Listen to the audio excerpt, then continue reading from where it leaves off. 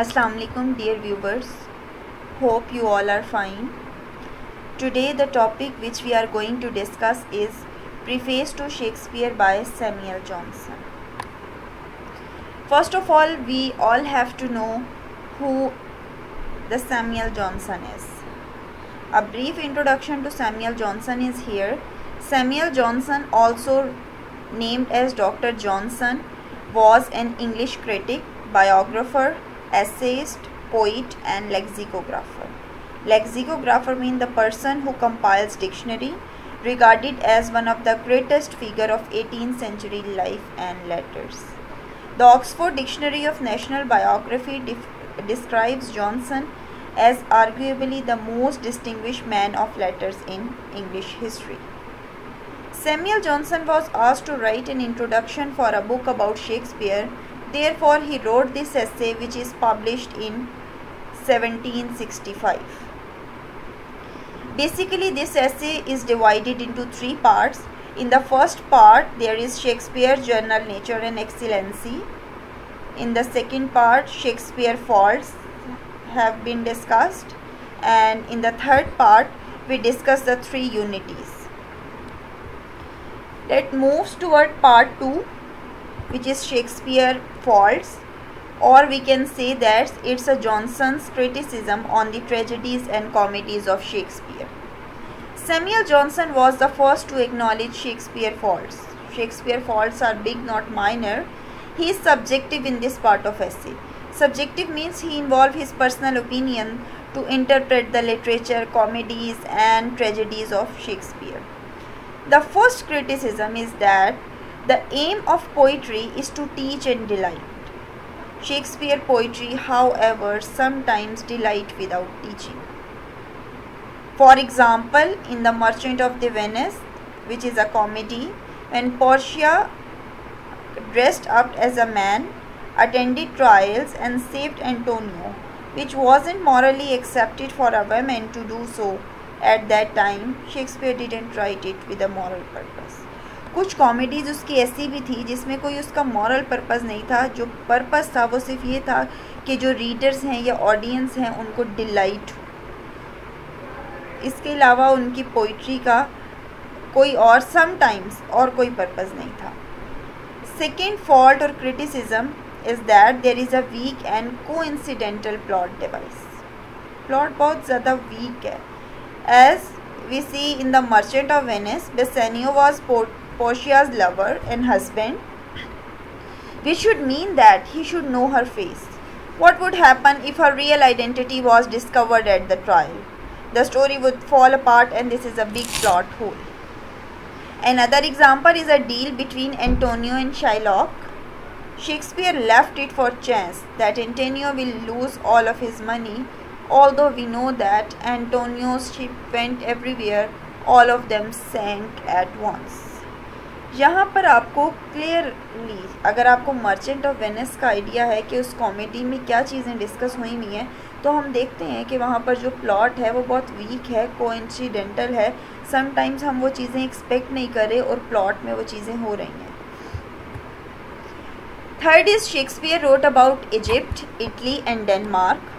However, we don't find real differences between characters. Johnson said this is good, but it's considered as a fault. Shakespeare wasn't the only one who committed this fault, but he, unlike Sidney, was uneducated. Therefore, we shouldn't hold it against him because it was a fashion in that age.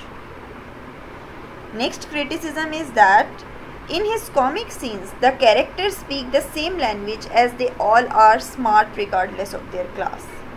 हम देखते हैं कि जो characters हैं वो Nobel characters की तरह speak करते हैं. For example, in King Lear, which is a tragedy of Shakespeare, we have a king and a fool. The fool is a clown whose role is to make the audience laugh. However, sometimes we find their language switch. The king talks like a fool and the fool talks like a king. We don't know why Shakespeare chose to make lower characters speak like noble characters. मतलब lower characters, class wise भी उनका status लो है, वो Nobel characters की तरह कैसे बोल लेते हैं.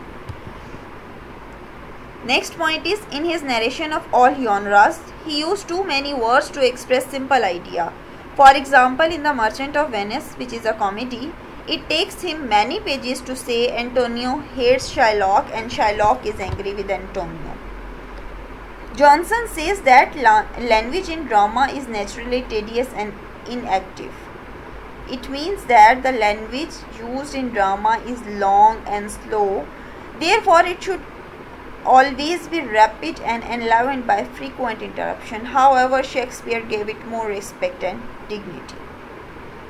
Next point, in his tragedies, the more he tries to give us the story, the weaker his plot becomes. जितनी ज़्यादा शेक्सपियर अपनी ट्रेजेडी में हमें स्टोरी बताने की कोशिश करता है, हम देखते हैं कि प्लॉट जो है उतना ही वीक होता जा रहा है. For example, in Hamlet's tragedy, Hamlet's by Shakespeare, which is a tragedy, the more you get into the play, you find the story isn't as strong as it was in the beginning. Shakespeare used too much language, expression and soliloquies in Hamlet, which made it tiring. The next point is power of nature. Here the nature means education. When we read a speech of any character, Shakespeare would normally give us many references to Greek and Italian culture. He believed this made his speeches stronger. However, this influence is the opposite because they are confusing and sometimes not convincing. Not everyone is familiar with the Greek god, for instance. In The Merchant of Venice, when Portia says to Shylock that he can take the pound of flesh, but he may not spend blood, although it's a very important incident in the play, Shakespeare gave it a single line, it came powerless, unsurprising and cold. वो चीज़ जो कि Shakespeare को explain करनी चाहिए थी, उन चीज़ों को शेक्सपियर ने बहुत कम इम्पोर्टेंस दी. The next point of criticism is stretching the plot. Plot को बहुत ज़्यादा खींच के लंबा कर देना. For example, Hamlet keep hesitating about killing his uncle for the entire play. It would have been better if it was in one or two acts. Plot को इस अंकल की जो किलिंग है इसको इतना ज़्यादा स्ट्रेच कर दिया कि वो प्लॉट हमें लगता है कि बहुत बड़ा हो गया. अगर वो एक दो एक्ट्स में हमें बता दिया जाता तो हमारे लिए कंफर्टेबल होता उस प्लॉट को समझना. Another example from The Merchant of Venice, Portia has 3 suitors. Suitors के जो characteristics है वो men के साथ associate की गई है who pursue relationship. Although one would have been enough, जबकि Portia के लिए एक काफ़ी था. For example, if you read the deal with Shylock was in 7 pages with vulgar words, whereas Portia's revelation about spilling blood in a single line. Both incidents are equally important in the play, but how Shakespeare dealt with them is not equal. Next point is Shakespeare tragic heroes always face a gross end. For example, when Hamlet died, everyone in the play died with him. A death like that is a vulgar and shocking kind of death. Shakespeare is not content until he gives the audience this kind of shock. Whereas the Greeks didn't spill blood on the stage to spare the audience witnessing the moment of death.